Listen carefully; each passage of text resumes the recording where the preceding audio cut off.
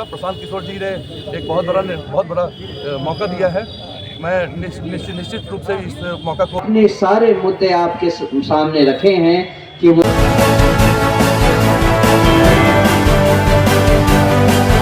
1,58,000 voter बने हुए हैं। तो इन्हीं सरकार और गलत प्रक्रिया से इलेक्शन नहीं होने वाला है। जो भी चुनाव होगा, जो भी जीतेंगे वो डेफिनेटली जनता के कैंडिडेट होंगे। तो जन स्वराज नाम है हमारी पार्टी का। तो जनता जनार्दन है, जनता निर्णय करेगी। जंग में कई प्रत्याशी हैं, महागठबंधन के हैं, लिए भी है। हम उनके बारे में नहीं सोचते। हम लंबी लाइन लकीर हम खींचना चाहते हैं। हम लकीरों को छोटा नहीं करना चाहते हैं। तो हम अपनी लंबी लकीर खींचेंगे अपने आप, बाकी सब छोटे होते हैं। स्वास्थ्य जगत में आप सेवा किए थे, अब राजनीति में सेवा कैसा रहेगा ये बताइए। ये समय बताएगा। 13 महीने मात्र का समय है। विश्वास रखा जाए कि जैसे स्वास्थ्य के क्षेत्र में मैंने अपना नाम कमाया है, या फिर जो भी हमने वहाँ मेडिकल कॉलेज में अच्छा काम किया है, डेफिनेटली उसी को निभाने के लिए आ रहा हूँ। राजनीति हमारा पेशा नहीं है। मैं एज ए प्रोफेशन डॉक्टर हूँ। तो जो भी करूँगा ईमानदारी के साथ में करूँगा, और जो एक्सपेक्टेशन है यहाँ बिहार की जनता का, उस पर 100% खरा उतरूँगा। प्रशांत किशोर जी ने एक बहुत बड़ा मौका दिया है। मैं निश्चित रूप से इस मौका को जाया नहीं करूँगा, और जो भी उनके एक्सपेक्टेशंस हैं और बिहार की जनता के जो भी एक्सपेक्टेशन है, उस पर 100% खरा उतरूँगा। अगर नहीं उतरा तो अगले बार मैं नहीं लड़ूंगा।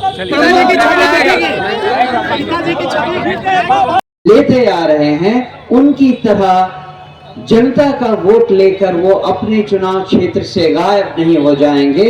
वहीं पर रहकर, जनता के बीच रहकर, उनकी समस्याओं को सुनकर उसका समाधान निकालेंगे। ये एक ऐसी चीज है जो डॉक्टर विनायक गौतम के साथ भी लागू होती है। वो यहीं पे मुजफ्फरपुर और पूरे तिरहुत क्षेत्र में एक जाना माना नाम है, और वो इस बात के लिए भी जाने जाते रहे हैं कि जब भी जिसे भी उनकी जरूरत पड़ी है, उन्होंने खुले मन से उन सब का साथ दिया है, उन सब की सहायता की है। चुनाव के बाद भी उन्होंने अपने सारे मुद्दे आपके सामने रखे हैं कि वो क्या मुद्दे उठाएंगे विधान परिषद में। लेकिन उन सबसे ज्यादा महत्वपूर्ण बात यह है कि वो इस सारे दौरान जनता के बीच रहेंगे, उनके लिए उपस्थित रहेंगे, उनकी समस्याओं को सुनने का चाहे कोई भी समय हो। उनके पास धैर्य है, उनके पास ताकत है। ये एक ऐसी चीज है जिसे जन स्वराज बाकी आने वाले चुनाव में भी अपने प्रत्याशियों में देखना चाहेगी।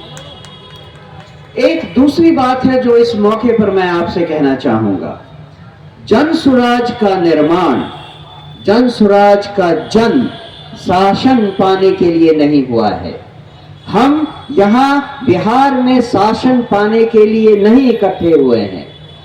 बार बार इस बात को याद रखने की जरूरत है कि अगर हम केवल शासन पाकर खुश हो गए तो हम में और किसी दूसरी पार्टी में जल्दी ही कोई अंतर बाकी नहीं बच जाएगा।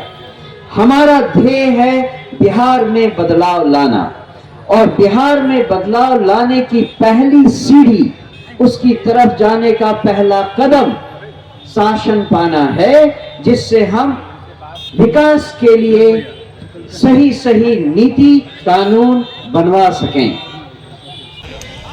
औपचारिक रूप से दूसरा चुनाव और अनौपचारिक रूप से तीसरा चुनाव है। बड़े ही गर्व की बात है कि जन स्वराज पार्टी ने पार्टी के गठन होने से पहले ही अनौपचारिक रूप से सारण जिला शिक्षक निर्वाचन का चुनाव जीत चुकी है, और उसके जीते हुए प्रत्याशी, जीते हुए एमएलसी यहाँ उपस्थित है, उनका भी स्वागत है। जन स्वराज हम लोगों को